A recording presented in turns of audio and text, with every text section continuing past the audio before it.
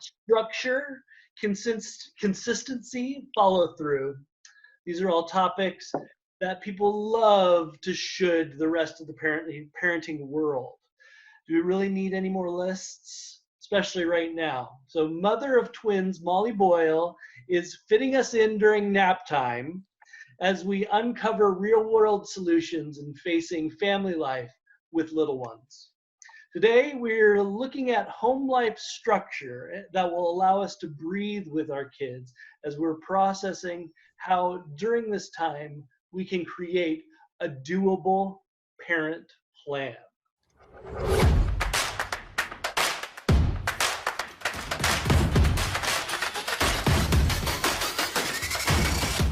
Oh my God.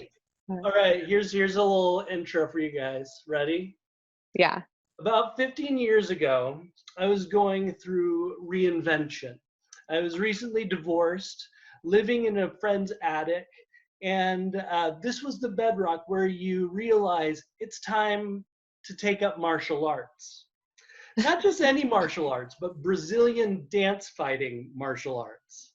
I read something that you could create like a reset in your life and you needed to do something new that you're a beginner at. And this had all of that. It had dancing, it had fighting, one-stringed instruments.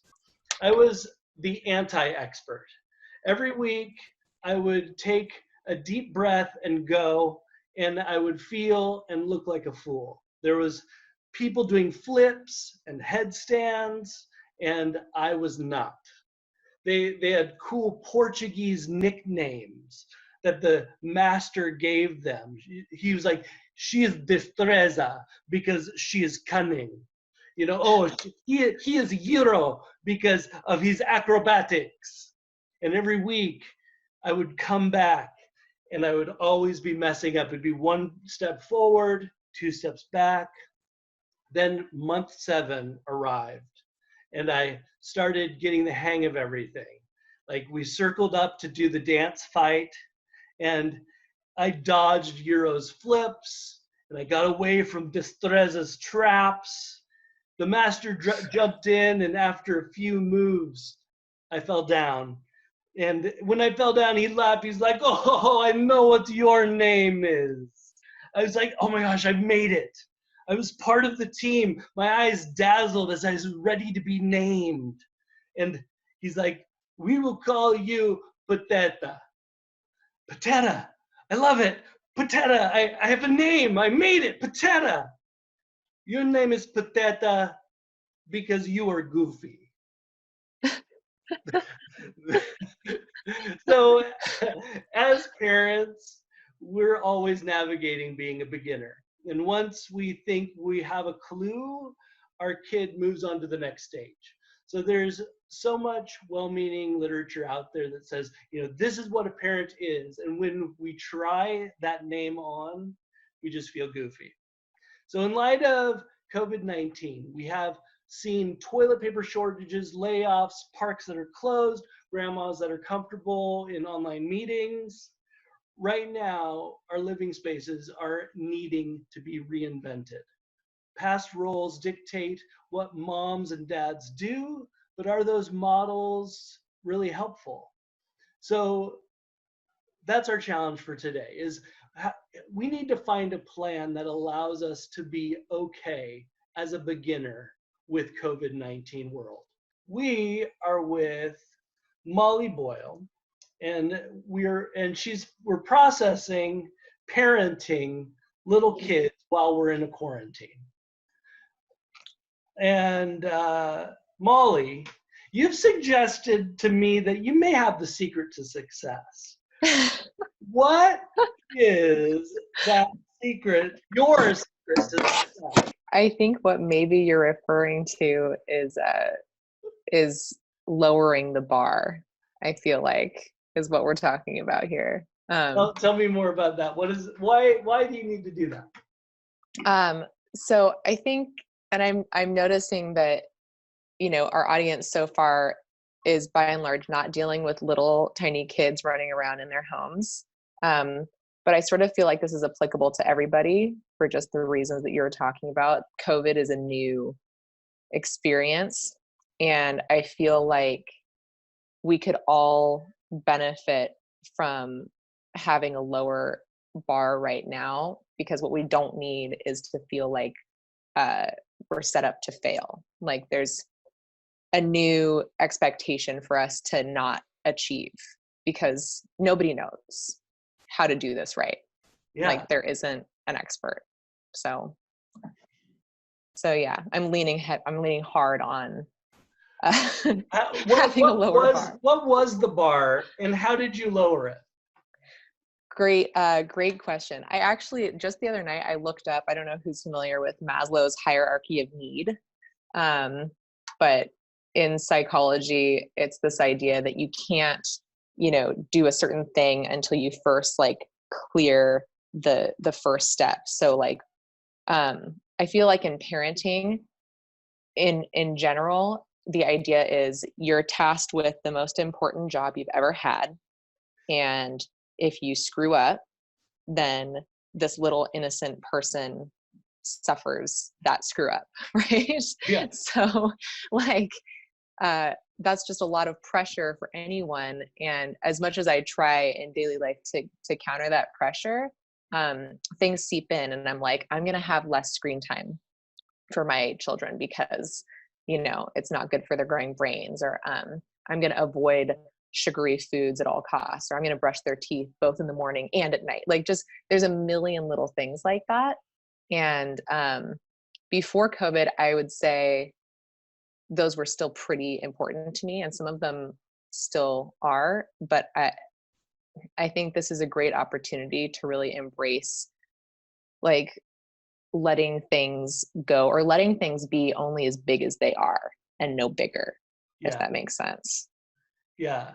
What's now big in the COVID? Like what's salient from what's gotten necessity for you? What's become necessity? Yeah, like I think that the most important area for focusing energy right now has stopped being some of these little things that seemed important, like lowering screen time or whatever. It's been more like, okay, connect with my kid, connect with my kids actually on their level, because we don't get to go to the library, we don't get to go see a music show, we don't get to go to their school, we don't really get to do anything. And what they crave more than anything is to be seen, just like anybody, like just like any human being. And when they feel like they're trapped and they're competing for attention with my phone, or if Raffin and I are having grown-up conversations only, or anything like that, immediately that discomfort that they feel is externalized and makes my life terrible. So because it's like right at you, yes. right then. It's immediate. And of course, like you can't completely make your kid the center of your universe all the time, especially like I have two that are the same exact age. So it's like, you can't, but just trying in those moments when I feel like, okay, they're coming unhinged because they need to be seen, trying to see that as that's what's happening. They're not trying to make my life terrible. They're not drawing with Sharpie on my wall again because they hate me and they want this to be harder for me. It's like they need something, and that's something I can probably give that to them in this moment, because where else am I going to go? Right? Like, okay, so what is working for you and yours right now? Yeah. I would say I like there's a lot of kid games that I often don't want to play for one reason or another, and usually I can get out of that because I have to go and do something that's adult-ish. But right now I've just been really trying out like, okay, what if I just say yes? What if they come up and I'm in the middle of, something, and they say, do you want to make cookies? And they're pretend cookies. And instead of being like, yeah, in just 1 minute, I'm like wiping the counter right now. And well, I'm just like, yes, let's do it. And then I go all in on making and eating pretend cookies for the next 5 minutes. And it's like magic. It works so well. So yeah, That's I don't pretty know. huge. It's pretty huge. Like, It to seems be like a small able, thing. yeah, to be able to be all in and to say yes. Yeah. It's It's like like novel. literally, yeah. Yeah. And I do want to just acknowledge like that this time is so different for everyone's different household, Hmm. right? Like some households have to worry about, you know, a parent who, or two parents even, who are like having an increase in their own mental health issues because of the situation. Some households have someone who's actually sick with this virus or something that looks like this virus. Yeah. Like this is a time where everyone's reality, even though we have this similar thread running through it, is so different. Yeah. So like anytime I talk about something that I'm doing that's working or something that I'm excited about, I think everyone needs to be able to look at their own microcosm and really not have anyone else's bar Yeah. inch into their world. That's Um, really good. because it's just we have so little control over anything right now to have some idea that like, oh, someone else is doing outside time from 10 to 11 with their kid every day. That's success. I need that to feel successful right now. That is not fair because it's not going to be that for everybody. So, Um, so also maybe part of it is just allowing for this, you know, single family unit to define what works and what is success. right. And to kind of gel a little bit. Like this is a huge time of transition for folks, not just in the fact that like we're all getting used to washing our hands a million times and limiting ourselves to like 800 square feet of movement or whatever the case is. Like it's also like Raffin was home when he's not supposed to be home. Like he's supposed to be at work and Yeah. I'm home, and it's not like we just suddenly are like two parents on two kids and everything's twice as easy as it was. We're in transition. And Yeah. like you're in the way. I'm trying to get to the fridge and you're standing in front of the fridge. Like and just in that little moment, that little thing, all these little speed bumps that happen before you actually are working as a effective team together. um it's frustrating, and everyone's on like everyone's nerves are on edge anyway, and like you sort of have to just accept that things are going to be harder Mm. before they're easier in that regard as well.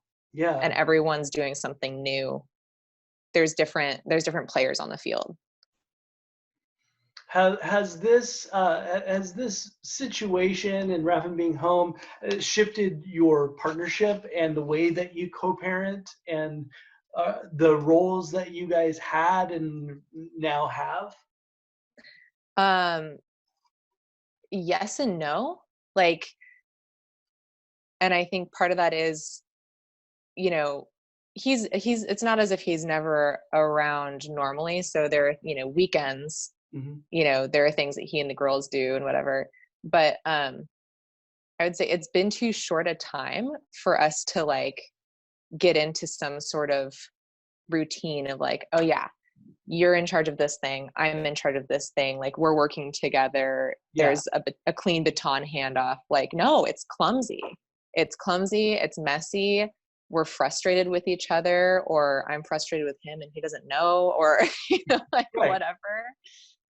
But one thing that I think we have, I want to feel good about is like, we've taken a moment that wasn't an intense moment to acknowledge like we're going to get frustrated with each other during this time, Hmm. and we're going to say things we don't mean, and we're going to do things we wish we hadn't done, and like just expecting that, and then almost like apologizing in advance, not like a get out of jail free card, but just being like, I feel this in the air, and I'm sorry that this is going to happen. And like, let's just keep our eye on the prize of like, we need to be able to recover and like Yeah. let things go. When do you do that? When, like, has there been moments where you're just like, it's time, or I botched it? Like, do you guys take a break and then come back, or you're like, no, I'm about to just botch it. I'm about to, and so I'm just gonna plow through and go through this. There was a day, it was like the end of a day early on in this experience where I had felt like I was actively trying not to have a fight all day. And like I was really trying to just be the bigger person all day long. And like, and probably he was too, right? Because we didn't fight. So that therefore, like it kind of takes two to not tango. Um, and at the end of the day, I just was like, I just want to acknowledge, the girls were down. I'm like, I just want to acknowledge that like we didn't fight today. And it felt like we could have a lot of times. And like, I'm so proud of us. And I know that tomorrow maybe we'll fight. But like, that was really hard. And we did a really good job. And like, go us kind of. Yeah, So yeah. it's a total celebration. Yeah, it was. Like And being, we did fight the next day over something really insignificant. And then we did come out the other side of that too, being like, oh my God, like we could only hold it off for so long. And like, that was a really stupid fight. And like, I'm so sorry, but yeah, it does help to take advantage of those like little moments in between the frustration to like call out, I see you trying, I promise I'm trying to, and just like have that grace for each other, I guess. yeah. Which I'm sure is like all partners in some way right now are all cohabitating people, like I should probably have that conversation with my kids too, to be honest. That, well, tell me what that would be like. With them, it would be, I think like conversations that seem like they're grown-up conversations, I think are actually possible to have with really, really young kids a lot more often than we think. Mhm. But I think what it looks like is not expecting that they're going to sit and listen for a long time. So Gotta be quick. keeping it as simple as like, yeah, you got to be quick and be like, gosh, like things are different right now. We're home a lot. Um, and that's really hard for me. Is it hard for you? And they might say yes or no or nothing, or, and then just be like, sometimes when I'm having a hard time, I get frustrated and I, say the thing, but I never want to hurt you. And if I do, I want to know. And I'll say sorry, or just keeping it really simple and also not making too big a deal out of something that hasn't come to pass, Mhm. but then recovering from the moments when you do screw up and say something you don't mean. I think kids really, really respond well to, a genuine apology when it's appropriate. Okay. Now, do you did a fair amount of research before doing, this thing? You have like a whole bunch of possibilities of resources for people to look at. What was like one that you was like most surprised by? Oh, let's see. That's a really good question. I'm actually looking at that right now.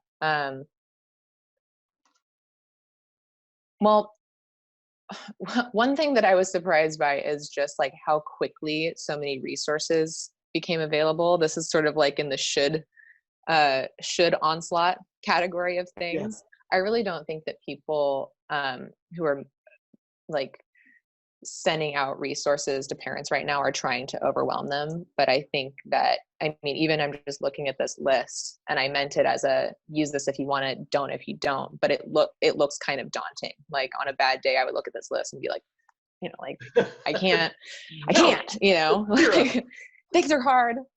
Don't take this away. But like um uh one thing that that I did like accessing from this list was, it was actually just conversations that I was having with other parents. Ooh. Um, about what they were doing with their kids that were either close in age or like, you know, into similar things as my kids. And I was like, oh, holy crap, there's so many. I think of myself as like a creative, inventive person by and large when it comes to like doing stuff with my kids. And people were saying these things, and I was like, of course that's an activity I could do. Why did I not think of that? That's like so easy and so fun. And it's already been 2 weeks and I haven't even thought to do an obstacle course. Like, let's do it right now. Like, Yeah. you know? So I don't know. I think one thing that is surprising or exciting during this whole time is how inventive people are and like creative about solving this problem. Yeah. Yeah. The stuff that you gave me, I thought that that was great too, is like, you know, there's all these things that you can do, and some of them are like, you know, finger painting with kids, but why wouldn't you like do edible finger painting with like, you know, 12-year-olds or whatever? I mean, it's Right. like, it's goofy or it's, you know, silly, but you know, it's, you know, it'll be interesting and fun and, you know, all that kind of stuff. Yeah. Yeah, I also thought there was one thing in there that was about a conversation about keeping, you know, the media, making sure that you kind of have a media filter where it's like Yeah. only a certain amount is needed, and when you want to talk to kids about it, making sure they can do something about it. Like, okay, so now we're washing our hands, you know, Right. rather than like, and so the whole world is going to blow up, and Right. you know, just having something that Yeah. allows them to be in control of the situation with what they can do. Yeah. I know what you're talking about. That was something that was shared on our school's Slack page for the kiddos. Stephanie, and I'm forgetting her last name, is a local therapist for young people, very young people, and so she has a lot of information about how to talk to your kids through challenging times. And so when this started really ramping up, she posted something, and I'm paraphrasing, but essentially it was just like, you know, kids need honesty. They're attuned to us and we're stressed out right now. And they're not going to accept like, oh, I'm fine. Nothing's wrong. You know, that's going to cause, I mean, just imagine like you're at work and your boss is acting weird, and your boss is the person who keeps you employed and pays you and makes sure you have health insurance and all this stuff. And then when you're like, hey, what's up? And they're just like, nothing. I mean, Yeah. it's like, no, something. And now I think it's really bad. Like, you know, am I fired? Like, you know, what? Um, so like same goes for kiddos, like be honest, but also age appropriate. So like, you know, one of the conversations I've been having with my kids a lot is like, you know, oh, we can't see Bibu and grandpa today, which is something that they ask about every day.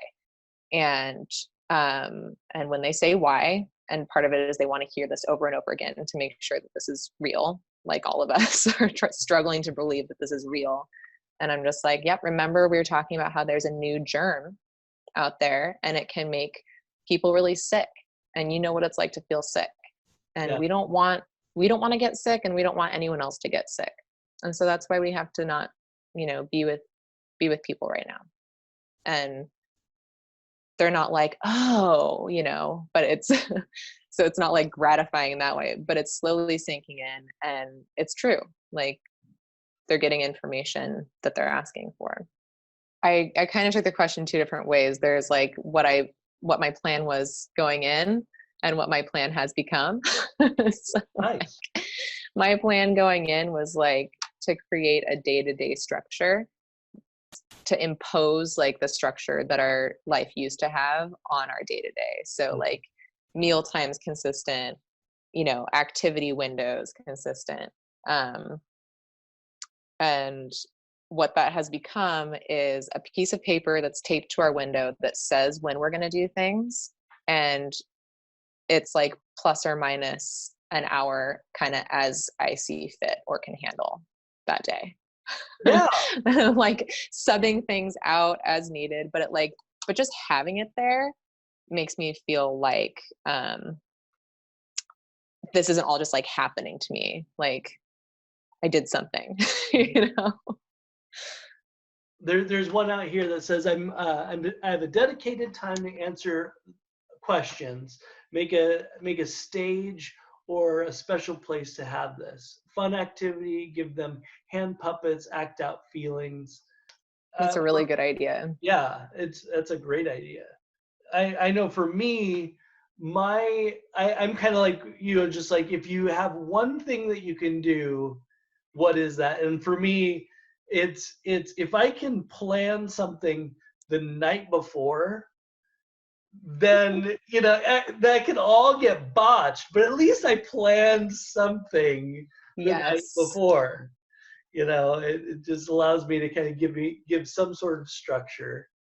And the cool thing about if you botch the plan that you had from the night before is then you don't have to make a new plan. Like you can just recycle that plan. Are you ready for a game? And everybody can play this game too if they want. I'm going to call this game Mom Anonymous. And this is how it goes. It's Mom Anonymous, where you have your deepest confessions. Hopefully not something that you can be prosecuted for. But this is Mom Anonymous. I'll give you some examples. I just gave my 2-year-old a second popsicle before bed to avoid making another Lego house. Mom Anonymous. All right, nothing makes you more emotionally torn than your child coughing at 1 a.m. What can you do? Maybe shut the door? My son has 0 issues with me diluting his OJ with water because he sees me adding champagne to mine. Mom Anonymous. Sometimes when my kid is watching Dora, I totally root for Swiper. Mama Anonymous. This one's this is a friend of mine's. The reason I haven't served my kid mac and cheese for the 6th night in a row is because I ran out of mac and cheese. All right, now if you guys want to play, I'll blur and warp your voices so that you can get it all out. I prioritize baking cookies with my kids because I wanted cookies.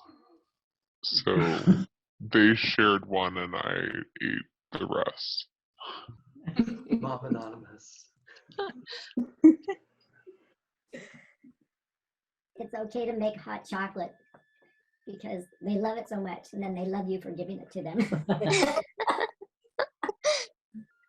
Mom Anonymous.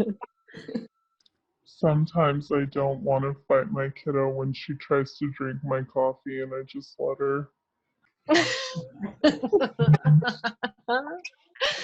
Zing! Mom Anonymous. Ooh, my kids watched Frozen twice already today.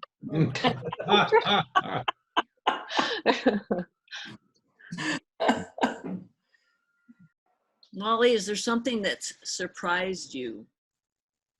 I am genuinely surprised about how quickly my home becomes covered in dog hair. I thought it was just that I never swept, but we've been home and I've been watching Raffin sweep and I've been sweeping, and it really only does take like half a day and it's everywhere. So that's real. Yes, they're shedding. there is shedding. And how about something different the kids are demonstrating because, oh, my mom and dad are home every day? It is actually incredible. This is the silver lining. Their imaginary play has just gone totally, it's accelerating at an alarming rate. Like they are, yes, they're watching a ton of stuff on TV, but then as soon as it's off, they're replaying scenes from what we've seen, and they're like taking it outside and they're creating things and they're pretending that things are vessels and they're like telling full stories and they're both being Elsa, and like it's just, there's so much going on. It's really cool. It's really cool to see. That's cool. Oh, great. Final thoughts. Thanks everybody for joining. This has been really fun. Seriously, be kind to yourself. Like, this is not normal. This is not normal. And yeah, being hard on ourselves or even the other people under our roof, this is just not the time. Like, we're doing the best we can, and you're doing a really great job, whatever you're doing, however you're doing it. All right. And with that, we thank you, Molly, for coming during nap time. And Thank you, Jeff. thank you all for coming and listening and letting us figure out what our real parent plan is. Bye, everyone. Thank you. Good program. Bye.